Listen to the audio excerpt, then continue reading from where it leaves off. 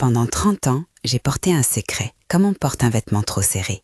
On l'habitue à son corps, on apprend à respirer autour, et puis un matin, on découvre que chaque mouvement laisse une marque. Pendant 30 ans, j'ai souri au premier banc, prié à voix haute et dit Amen, comme si c'était une armure. Mais ce que je vais vous raconter n'est pas un manifeste contre la foi. C'est l'histoire de ce que j'ai vécu en tant qu'ancienne membre d'une congrégation de témoins, mon récit personnel, intime et imparfait. Je suis née à Brazzaville, dans une maison où l'arôme du café se mêlait à la voix grave de mon père, Pascal, qui rentrait couvert de poussière du chantier. Ma mère, Joséphine, avait les mains toujours occupées, pliant du linge, lavant le sol, priant entre deux tâches. On vivait dans un quartier où l'église tenait la place du marché. Les dimanches, tout le monde s'y rendait, et les semaines tournaient autour des réunions, des visites, des cousinages spirituels. Pour nous, l'église n'était pas seulement un lieu de culte, c'était la boussole morale, l'office social, la promesse d'un avenir béni si l'on restait fidèle aux règles. Mon enfance a été tissée de certitudes simples, réciter des versets, respecter les anciens, aider à la préparation du pain pour les réunions. Jamais l'odeur des bancs cirés, le froissement des feuilles de champ, la chaleur humaine après les prières. Très jeune, on m'a appris qu'un bon témoignage valait mieux que l'admiration du monde. J'ai grandi convaincue qu'en servant l'institution, je servais le Seigneur lui-même. C'était une foi qui donnait sens, mais qui, sans que je m'en rende compte, me serrait aussi la gorge. C'est là, dans cet environnement, que j'ai rencontré Gilbert. Il était plus âgé, à l'époque séminarieux, avec cette façon de parler posée et ce regard qui donnait l'impression qu'il connaissait déjà les réponses aux grandes questions. Les gens lui donnaient naturellement de l'importance. Il avait ce charisme que l'on associe au leader, une assurance douce, des formules qui trouvaient un écho chez les familles comme la mienne. Quand il m'a souri pour la première fois, j'ai cru que Dieu m'avait choisi pour une mission spéciale. Le charme a été rapide, les fiançailles aussi. Je me souviens encore du tissu de ma robe, du bruit des commérages heureux, de ma mère qui répétait « Dieu bénisse cette union ». J'avais 20 ans. J'ai arrêté mes études pour le suivre, parce que dans mon esprit il y avait une continuité logique. Épouser un homme au service de Dieu, c'était prolonger le service. Devenir l'épouse d'un homme consacré signifiait un rôle clair à jouer, gardienne du foyer, soutien discret, symbole de moralité. On m'a appris à effacer mes désirs devant le bien supérieur de la congrégation. Les premières années furent un mélange de dévotion et d'effervescence. On baptisait, on recevait, on célébrait. Mes journées étaient rythmées par la préparation des rencontres, l'accueil des visiteurs, la confection des petits gâteaux pour les veillées. Les enfants sont arrivés un à un. Paul, Hélène, Joseph, Rachel. Ils étaient pour moi la preuve vivante que j'avais choisi la bonne voie. J'aimais les voir courir dans la cour de l'église pendant les pauses. Leur rire était une musique qui m'apaisait. Et pourtant, il y avait des fissures qui s'agrandissaient doucement, presque imperceptiblement. Au début, ce n'était que des petites choses. Une absence au dîner, un parfum que je ne connaissais pas sur sa chemise, une voix étrangère qu'il ramenait au téléphone tard le soir. J'avais appris à interpréter ces signes à la lumière de la foi. C'est le poids du ministère, me répétait-on. On m'encourageait à prier davantage, à me souvenir que servir signifiait parfois se sacrifier. Les autres épouses m'offraient des sourires compréhensifs et des conseils pieux. Quelques-uns disaient qu'il fallait être patient, que l'homme investi dans le service avait besoin de marge de solitude et de réflexion. Mais il y a une différence entre supporter un sacrifice imposé par le travail et accepter sans questionnement ce qui brise la confiance. Les heures supplémentaires se transformaient en soirées loin de la maison et les explications restaient vagues.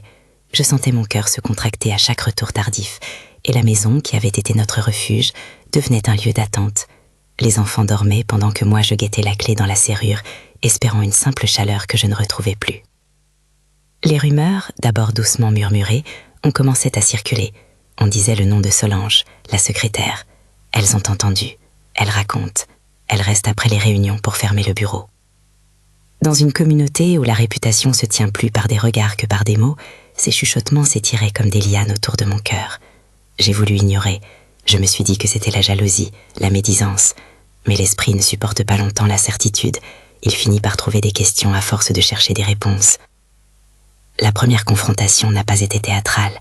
Ce jour-là, j'étais allée au bureau de l'église pour apporter un document, une banalité administrative. J'ai ouvert la porte et j'ai vu, et cette image me restera comme une brûlure rétinienne, de silhouettes rapprochées, un parfum de jasmin et de cigarettes, la lumière tamisée du bureau. C'était là, l'étreinte qui n'aurait jamais dû exister. Le son que j'ai fait n'était pas un cri, c'était un petit bruit d'étonnement, Un basculement sonore qui a suffi pour arrêter leurs gestes. La honte sur leur visage ne m'a pas consolée. Elle m'a fait comprendre que je n'étais plus dans une histoire avec un simple reproche à régler, mais dans un mensonge qui s'était tissé sous nos yeux. J'aurais pu à cet instant partir en silence et faire comme si je n'avais rien vu. J'aurais pu rester encore, prier pour que Dieu transforme nos cœurs et que la faute reste une cicatrice discrète entre nous. Mais il y avait, dans la poitrine, quelque chose qui a éclaté, la nécessité de vérité. Dire la vérité allait coûter cher, la garder allait me ronger.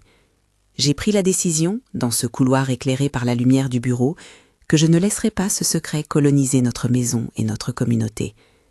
Ce fut la première grande fissure entre moi et le mythe du leader infaillible. Gilbert, lorsqu'on l'a confronté, a choisi la stratégie que beaucoup d'hommes charismatiques connaissent bien, la conversion des reproches en péché personnel, la mise en scène de la miséricorde. Il parlait de faiblesse, de tentation, puis il a rapidement transformé la conversation en sermon sur la miséricorde divine, sur sa repentance supposée. Il appelait cela une épreuve, et il nous demandait de prier pour lui, pour que Dieu le fortifie. Ces mots avaient ce don de ramener l'attention vers lui, et la communauté, fidèle, tendait l'oreille pour voir si Dieu ne voulait pas aussi le relever. Ce mécanisme, je l'ai vu opérer à plusieurs reprises. Face à un grief, recentrer la compassion sur le leader et faire sentir à ceux qui réclament justice qu'ils manquent d'amour. Il y avait dans son discours une habileté à culpabiliser sans jamais répondre aux questions simples. On m'a dit que si je cherchais à exposer la faute, je mettrais en péril les âmes, que l'ennemi se réjouirait, que l'unité devait primer sur la vérité. J'ai entendu tout cela, et j'ai senti la communauté se refermer autour de la figure protectrice. Mais la liaison n'était qu'une partie du tableau. Ce que j'ai découvert ensuite rendit la trahison plus large, plus sournoise. Ce n'était pas seulement mon mariage qui était en jeu, c'était la gestion de la confiance de toute une congrégation. Un soir, lorsque tout le monde dormait, je suis rentrée dans le bureau avec la lumière de mon téléphone à la main, attirée par une intuition qui était devenue presque une douleur physique. J'ai fouillé des tiroirs que j'aurais peut-être dû laisser fermés, et là, entre des factures et de vieux carnets, j'ai trouvé un cahier de compte qui n'aurait jamais dû être là. Les chiffres sur les pages semblaient innocents à première vue, des notes, des noms, des dates. Mais en feuilletant, j'ai vu des dépenses personnelles débordant des lignes qui devaient correspondre aux frais de l'institution. Des reçus pour des hôtels, des restaurants, des cadeaux luxueux, des transferts vers des comptes dont les noms m'étaient inconnus. Il y avait des mentions sombres, des abréviations, des comptes privés qui n'avaient rien de spirituel. Je n'étais pas experte en finance, mais je savais reconnaître la trahison quand elle prenait la forme d'un calcul froid. Mon estomac s'est noué. L'odeur du café qui habitait ma maison depuis l'enfance me sembla tout à coup trop acerbe. La pièce était silencieuse. Mon souffle résonnait. J'ai senti une combinaison d'indignation et d'une peur abyssale. Si ces sommes venaient à être révélées, combien de foyers seraient secoués? Combien de familles avaient donné de quoi croire que l'argent servirait aux pauvres, à l'entretien du lieu, à la mission? Et si j'exposais cela, serais-je prête à affronter la colère collective, les accusations, la solitude? J'ai passé la nuit à copier des pages, à prendre des photographies sur mon téléphone, à relever des dates et des noms. Le cœur battant, j'ai compris qu'il ne suffisait plus de dire « je souffre ». Il fallait des preuves tangibles. Parce que l'institution avait appris à parler la langue des âmes, il fallait désormais parler la langue des comptes. Et dans notre monde, la preuve matérielle a parfois plus d'autorité que la parole d'une épouse trahie. Cette quête de vérité n'était pas simplement motivée par l'envie de détruire. Je pensais d'abord aux gens qui donnaient avec foi, à ceux qui seraient trahis dans leur confiance. Je pensais aussi aux femmes de la communauté, à celles qu'on avait formées à obéir, à rester derrière, à ne pas questionner. Beaucoup d'entre elles acceptaient les petites humiliations comme un tribut à la vocation. Certaines avaient été isolées, d'autres encouragées à abandonner leur travail sous couvert d'un engagement plus élevé. Ce contrôle, subtil et multiple, était l'un des visages que prenait l'institution selon mon expérience. La sujétion présentée comme sanctification, l'isolement présenté comme spécialisation pour le service. Je veux être claire ici. Quand je dis l'institution, je parle de ce que j'ai vécu au sein de ma congrégation et des mécanismes de pouvoir que j'y ai observés. Cela reste mon expérience personnelle en tant qu'ancienne membre d'une congrégation des témoins, et je ne prétends pas décrire une règle universelle applicable à tous. Mais pour moi, et pour plusieurs femmes que je connais, ces mécanismes ont fonctionné comme un piège. Ils ont transformé la dévotion en obéissance absolue, et l'obéissance en silence. Vous entendrez souvent dans ce récit la répétition d'un même mot, culpabilité. Elle servait d'outil. Quand une femme osait s'indigner, on lui rappelait sa faiblesse, son manque de foi, la nécessité de pardonner. On faisait peser sur elle la charge morale du maintien de l'unité, comme si la vérité n'était pas elle aussi une forme d'amour. C'était un retournement pernicieux. Protéger le président du temple devenait le véritable acte religieux, et dénoncer devenait presque sacrilège. Le lendemain de ces nuits blanches, j'ai décidé que je ne pouvais pas être seule avec cette connaissance. J'ai choisi de rencontrer quelques diacres en qui j'avais confiance. 3 hommes qui avaient grandi avec nous, dont Robert et Antoine, dont la foi semblait sincère et qui avaient toujours essayé d'être équitable. Je savais que présenter des accusations sans éléments concrets me ferait passer pour une femme blessée mais frivole. Alors, j'ai préparé mes documents, j'ai imprimé des témoignages anonymes, j'ai fait des copies des pages du cahier. L'acte de rassembler ces preuves était aussi un acte de protection pour moi-même. Je voulais que, si la tempête venait, elle vienne sur des fondations de faits et non sur la colère d'un cœur blessé. Avant d'aller plus loin, permettez-moi une petite demande. Si cette histoire vous touche, si ma voix vous arrive comme un écho d'autres blessures, abonnez-vous et laissez un pouce. Cela aide beaucoup cette vieille femme à continuer à raconter. Merci. La réunion avec les diacres fit un moment de vertige. Entrer dans la salle où l'on avait tant de fois prié et y déposer des feuilles qui dénonçaient la personne qui représentait si souvent la parole divine m'a donné l'impression de trahir et de résister en même temps. Robert a pris les pages, a regardé, et son visage, d'abord surpris, est devenu grave. Antoine a froissé sa mâchoire, puis a refermé les yeux comme pour prier avant de parler. Ils m'ont posé des questions précises, parfois gênantes, parfois bienveillantes. Je leur ai dit la vérité telle que je l'avais collectée, et ils en convenu qu'il fallait agir avec prudence, mais fermement. Ce que je n'avais pas prévu, c'était la force de la défense qui allait se dresser contre moi. L'attaque ne venait pas d'un homme seul, elle venait du réflexe de protection institutionnelle. Protéger la réputation de la congrégation, protéger la cohérence des leaders, préserver les dons et la stabilité. Voilà les priorités qui se sont exprimées, parfois plus fort que la vérité elle-même. On m'a conseillé de garder confiance le temps de l'enquête interne. On m'a promis d'autres rencontres, des audits, des vérifications. J'ai voulu les croire. Mais quelque chose dans le ton des réunions me dissuadait. Il y avait une lenteur feutrée, une tendance à rouvrir des chemins déjà empruntés par la stratégie du pardon. Dans ces semaines qui ont suivi, la tension monta. On m'isolait subtilement. Certaines amies s'éloignaient, prétextant prudence. D'autres me regardaient comme si j'avais fait tomber un drapeau. Les enfants sentaient la charge, même s'ils ne comprenaient pas tout. Paul, le plus grand, m'a demandé une nuit si tout allait s'arranger. J'ai caressé ses cheveux et menti, lui disant que oui, que les adultes savaient ce qu'ils faisaient. Mentir pour protéger ses enfants est une violence douce que j'ai apprise à infliger pour tenter d'acheter du temps. Je veux que vous ressentiez la complexité. Parler, c'était exposer ma famille à la vindicte. Me taire, c'était laisser la trahison prospérer. Aucune décision ne venait sans son prix. Et dans ce bal des coups, ma place de femme dans cette institution devenait plus précaire. Ce rôle d'épouse de leader, qui jadis me donnait une visibilité et un statut, devenait le paratonnerre des critiques, l'étendard de la morale que beaucoup voulaient voir intacte. Mais je ne pouvais plus me réfugier derrière des postures. J'avais vu, j'avais des feuilles. Je savais que ce n'était pas seulement une faute personnelle, c'était un abus, au sens où la confiance d'une communauté avait été exploitée. Et peu à peu, dans le secret des nuits où je recopiais des pages et comparais des factures, j'ai compris que pour protéger d'autres femmes et pour sauver ce qui pouvait l'être dans l'institution, il fallait que la vérité s'impose, même si elle mettait à nu des choses que certains préféraient enterrer. Je m'arrête ici pour respirer, pas parce que l'histoire est finie, loin de là, mais parce que c'est le moment où la décision de ne plus laisser passer les choses se transforme en un plan. J'avais en main des preuves qui pouvaient déstabiliser beaucoup de choses. J'avais aussi une peur qui me suivait partout, comme une ombre familière. Ce que j'allais faire ensuite demanderait non seulement du courage, mais aussi de la stratégie. Les conséquences pourraient être terribles pour moi et pour mes enfants. Et pourtant, la vérité me paraissait désormais moins dangereuse que la continuation du mensonge. Ce que j'allais faire ensuite demanderait non seulement du courage, mais aussi de la patience. Les actes d'une personne en colère se perdent vite dans le tumulte. Les actes organisés, fondés sur des preuves, laissent des traces. Je me suis mise à organiser ces traces comme on assemble un puzzle que l'on ne souhaite pas voir complété, mais qu'il faut pourtant exposer pour que la lumière entre. Les diacres ont accepté de lancer un audit interne. Ils l'ont fait à leur manière, avec prudence, en convoquant quelques personnes clés, en limitant l'accès à certains documents. Il y avait des réunions derrière des portes closes, des échanges feutrés, comme si l'on essayait de contenir l'orage dans un verre.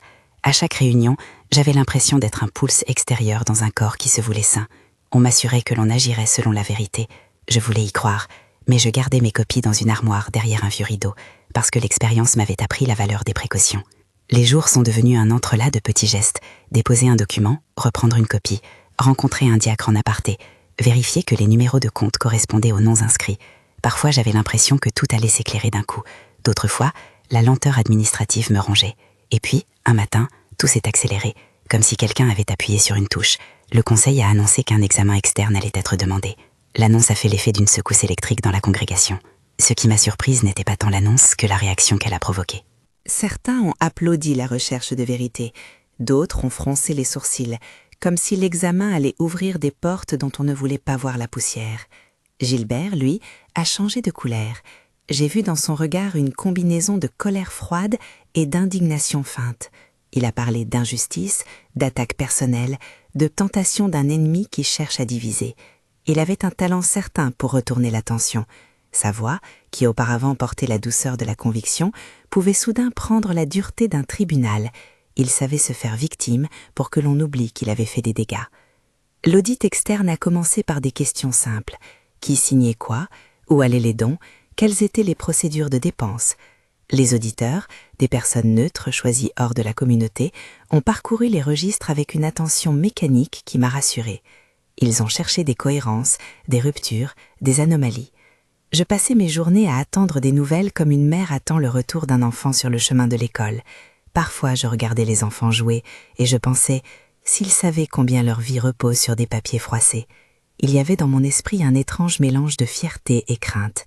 Fierté d'avoir osé pousser la porte, crainte de ce que l'ouverture déclencherait.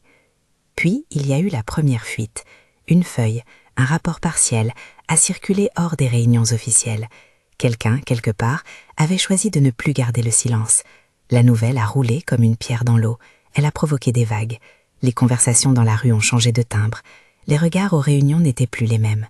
Certains m'ont regardé avec une nouvelle dureté. D'autres m'ont adressé des hochements de tête emplis de compassion. Et Gilbert a intensifié sa campagne de retournement. Il a multiplié les serments sur la fidélité, a insisté sur la nécessité de ne pas briser l'œuvre par des divisions, et a commencé une série d'entretiens privés avec ceux qui semblaient hésiter. Il aimait les confidences. Il savait comment y glisser des doutes sur la véracité de ce que je disais. Quand l'audit a présenté ses conclusions, la communauté a été secouée. Les auditeurs n'ont pas établi de verdict judiciaire, ce n'était pas leur rôle, mais ils ont mis en lumière des pratiques financières anormales, des dépenses qui ne répondent pas à l'objet spirituel déclaré, des comptes personnels utilisés d'une manière qui méritait d'être clarifiée. J'ai ressenti un mélange d'exultation et peur. Exultation parce que les pages que j'avais gardées prenaient sens dans un cadre officiel. Peur parce que je savais que la vérité ne serait pas acceptée sans résistance. Face à la clarté des constats, Gilbert a choisi la fuite. Il n'a pas attendu qu'un verdict administratif ferme la boucle. Il a déserté son poste, ses fonctions, son domicile. Certains diront que partir est une stratégie classique pour éviter l'affrontement. Pour moi, c'était la confirmation qu'il n'avait jamais voulu assumer. Mais la fuite n'a pas mis fin aux attaques. Au contraire, elle a déclenché une contre-offensive plus insidieuse, la campagne pour me dénigrer. Les jours qui suivirent furent marqués par une pluie de petites violences, des paroles dans les marchés. Elle a détruit la paix, elle a brisé des familles, des voisins qui détournaient le regard, des lettres anonymes glissées sous la porte, accusant ma faiblesse, ma vanité, ma volonté de me venger. J'ai reçu des appels où l'on m'accusait d'avoir monté l'affaire pour obtenir des avantages. Les mots avaient cette saveur grotesque de la projection.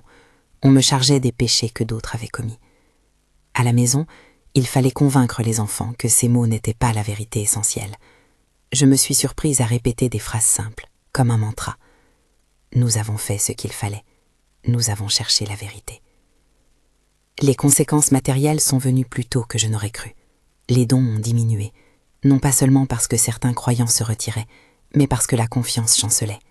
L'argent, qui avait permis tant de petites choses, la lumière dans la salle, le salaire d'un animateur jeunesse, la réparation d'un parquet, à Calais. On nous a réduits à des ressources précaires.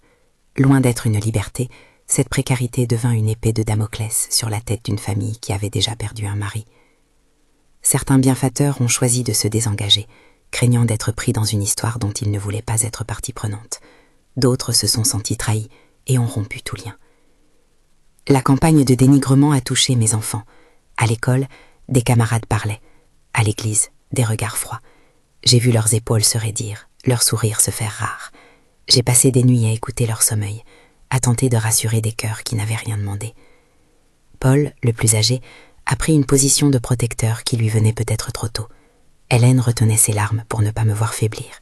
Joseph cherchait la musique comme on cherche une sortie, et Rachel s'occupait de panser les petites blessures des plus jeunes.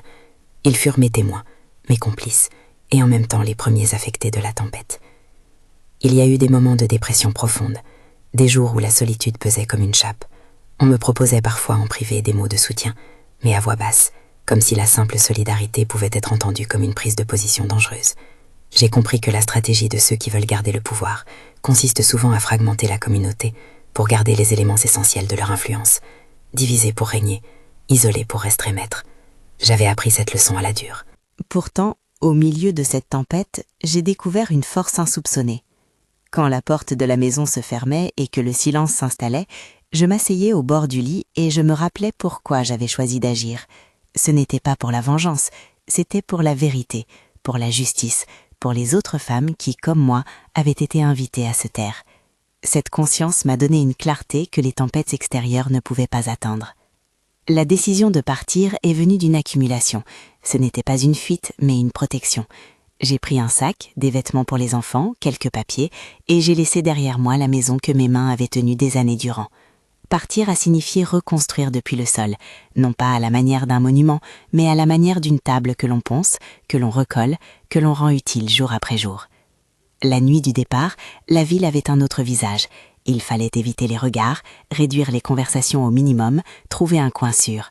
Mes mains tremblaient, non seulement de froid, mais de l'effort de briser un monde qui avait été le mien. Nous avons passé quelques semaines chez une parente éloignée, puis chez une amie qui avait gardé pour nous une porte discrète.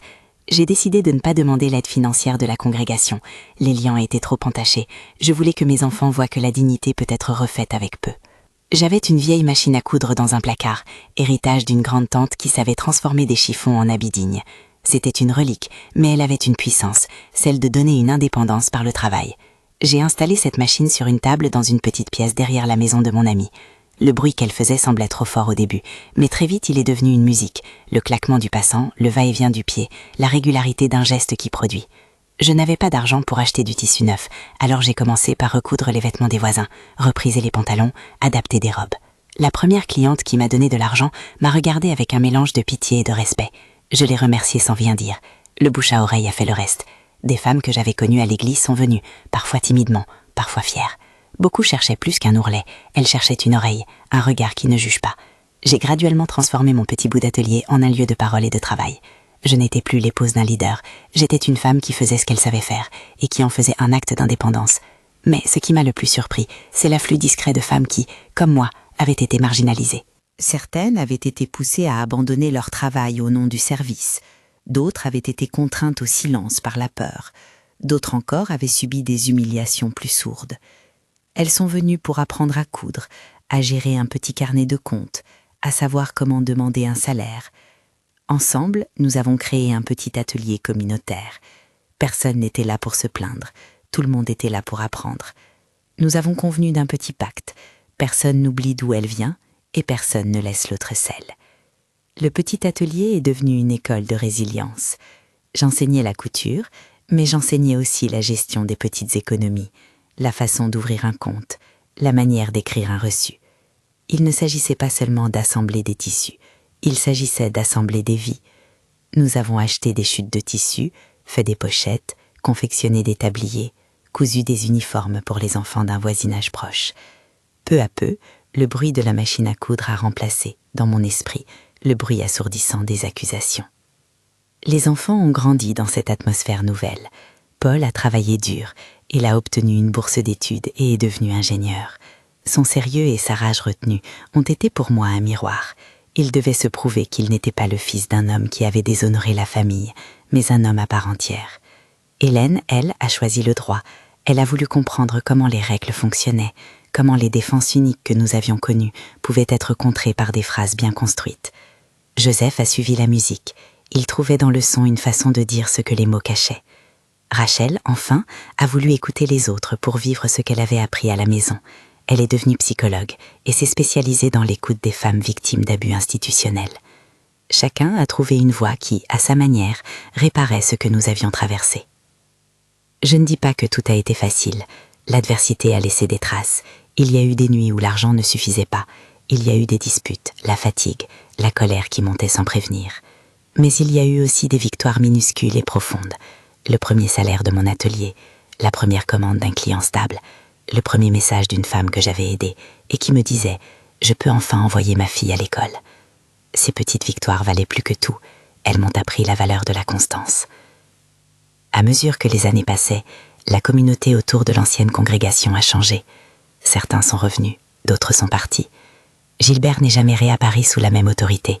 Sa fuite avait laissé un vide. Il y a des silences qui protègent, d'autres qui détruisent. La vérité s'est effrayée un passage, mais pas sans dommages collatéraux.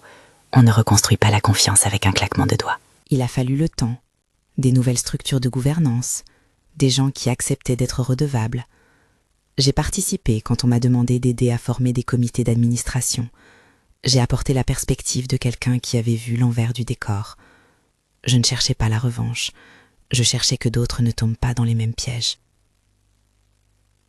Mon rapport à la foi a changé. Il aurait été facile d'en faire une négation totale, rejeter tout ce que j'avais aimé, mais la colère transforme rarement en sagesse durable.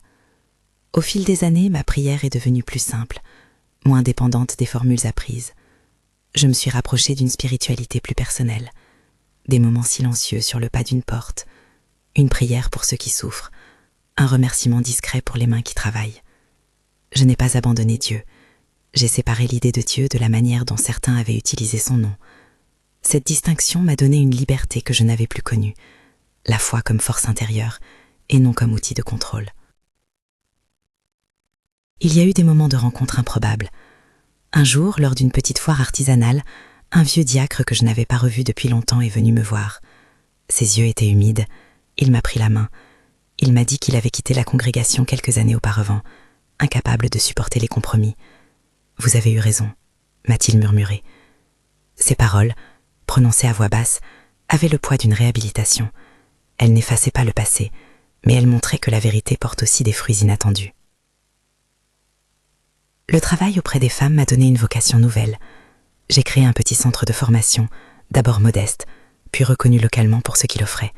Des ateliers de couture, des formations en gestion de micro-entreprises, des groupes de parole. Nous aidions à remplir des dossiers, à constituer des preuves pour ceux qui voulaient dénoncer, à orienter vers des associations d'aide. Tout en restant prudent, je ne conseillais jamais de démarches judiciaires que je ne maîtrisais pas. Je mettais en relation avec des structures compétentes. Nous avons offert un soutien concret. La solidarité s'est tissée comme un tissu durable. Avec le temps, certains membres de la congrégation demandaient pardon. Le mot pardon n'efface rien, mais il ouvre une porte à la réconciliation pratique, des dialogues sur la transparence, des engagements à rendre des comptes, des structures de contrôle. J'ai participé à certaines de ces rencontres, parfois comme témoin, parfois comme conseillère. Je n'exigeais pas une adhésion totale de tous, j'attendais juste une honnêteté nouvelle dans les relations. En regardant derrière moi, je vois des traces, des lieux réaménagés, des femmes qui travaillent, des enfants éduqués, des vies qui ont repris un cours. Mais je vois aussi des cicatrices. Nous avons tous été marqués. La leçon la plus profonde, pour moi, est que l'autorité sans transparence est dangereuse. Quand un homme ou une structure se retrouve au-dessus des questions, on ouvre la porte aux abus. L'institution, par essence, n'est pas mauvaise. Elle peut être un espace de service, mais sans limite et sans contrôle, elle devient un instrument de pouvoir. Je veux dire une chose aux femmes qui écoutent. Votre voix compte. On peut vous dire que garder le silence protège la communauté, que dénoncer brise des familles. On peut même vous convaincre que votre douleur vient d'un manque de foi. J'entends ces arguments, je les ai reçus. Mais je veux vous dire aussi qu'il est possible de choisir une autre voie. Dire la vérité exige du courage, oui, mais aussi de la stratégie. Cherchez des preuves, documentez ce que vous vivez, parlez à des personnes de confiance, ne vous isolez pas. Et surtout, souvenez-vous que la dignité ne se mesure pas à l'opportunisme d'un homme charismatique.